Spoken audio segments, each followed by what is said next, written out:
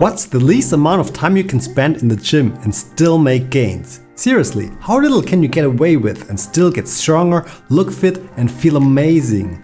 That's a question that rarely gets answered honestly. Most fitness content is all about maximizing gains, chasing perfection or selling programs. But today we flip that. Because not everyone wants their life to revolve around fitness. Some people want results without sacrificing all their free time. That's where minimalist training comes in. I'm going to show you how to build strength, improve your health, and yes, even grow muscle with far less gym time than you think. We're talking minutes, not hours. And we're not just guessing. This is based on real-world experience and what science actually says. I'm Denis, a certified fitness coach and German engineer. I apply numbers, logic and systems thinking to my training, and I help others to do the same. This isn't about shortcuts, it's about efficient training, the minimum effective dose, and yes, it really works. Let's dive in.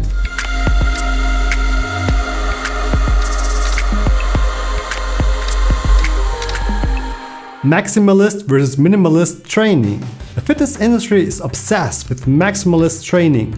More volume, more frequency, more everything. The idea is, if 1 hour gives 98% of the gains, why not train for 2 hours and squeeze out the last 2%? And here's the problem. If you're not a competitive athlete, those extra hours give you diminishing returns at the cost of your time, motivation and recovery. Minimalist training asks a different question. How little do I need to do to see consistent results? And honestly, that question has saved my training many times. There are weeks when I'm overwhelmed with work or life and I can't train 4 or 5 times. But if I skip training entirely, my back starts acting up, my strength drops and I feel stiff. What I found is that just one simple 20-minute session done with intention can reset the system. One push, one pull, one leg exercise. Just 1 or 2 sets of each. That's it, and I stay strong, my back feels better, and I can maintain or even improve on just the bare minimum. It's not just me, science backs this up. Let's get in the data. A 2019 systematic review titled "The Minimum Effective Training Dose Required to Increase 1 Rep Max Strength in Resistance Training" looked at exactly this question. Researchers analyzed multiple studies and found something surprising. A single set of 6 to 12 reps performed 2 to 3 times per week at around 70 to 85% of your 1 rep max with high effort was enough to significantly increase strength. Just one working set a couple times a week, then close to failure, to measurable improvements in bench press and squat strength, even in resistance-trained men. The gains weren't optimal, but they were real. On average, participants increased their squat by over 17 kilograms and bench press by 8 kilograms.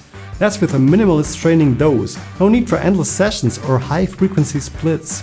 This is huge for busy professionals, parents, or anyone trying to balance training with real life. So strength? Check.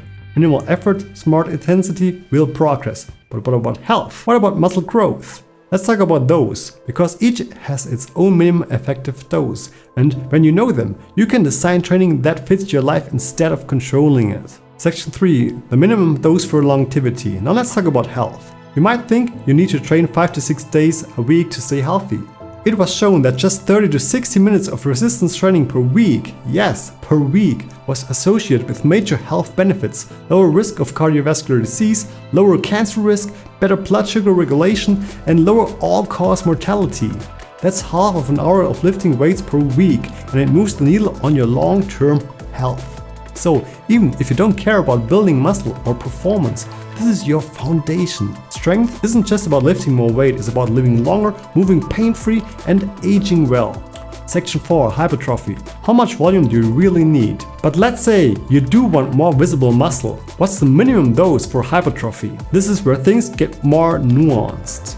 Muscle growth is more sensitive to volume than strength or health. But that doesn't mean you need 20 sets per muscle group per week.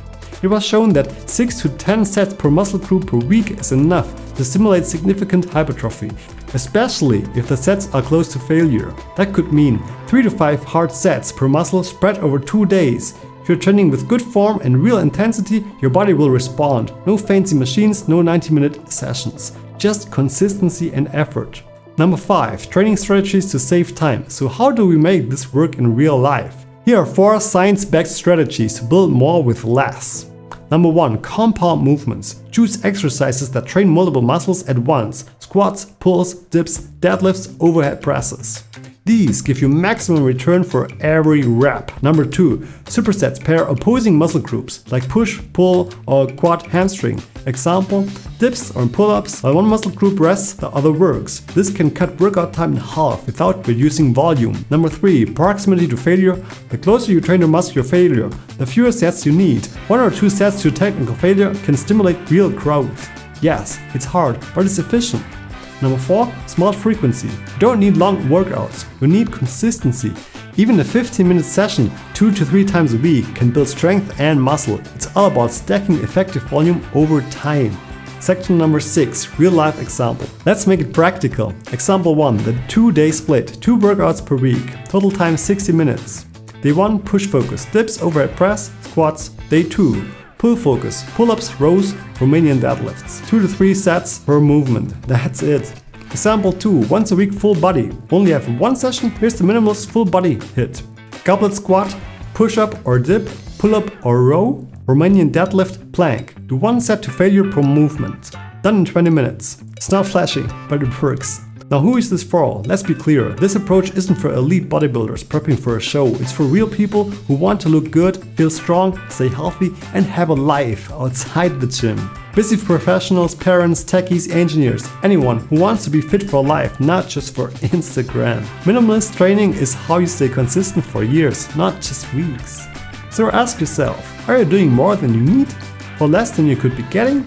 Maybe it's time to flip the script. Train less, but train smarter. And watch your results actually improve.